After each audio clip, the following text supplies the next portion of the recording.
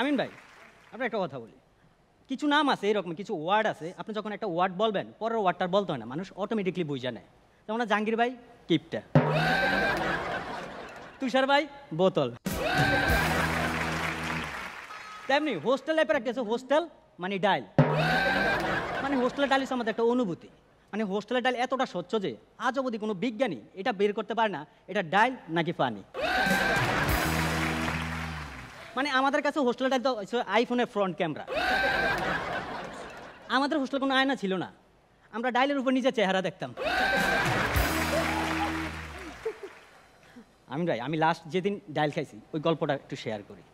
আমার একদিন একটু খিদা লাগছে, আমি তাড়াতাড়ি কিচেনে চলে গেছি, যা দেখি আমাদের বাচ্চু মিয়া আমাদের বাবুচ্চি, আমি যা দেখি ডাইলের পাতিলটা খোলা, পাশে একটা কুনু ব্যাং। ফারিয়া ম্যাম, কুনু ব্যাং হচ্ছে যে ব্যাং ঘরের কোনায় থাকে, এটা আবার আফা পাইবেন না।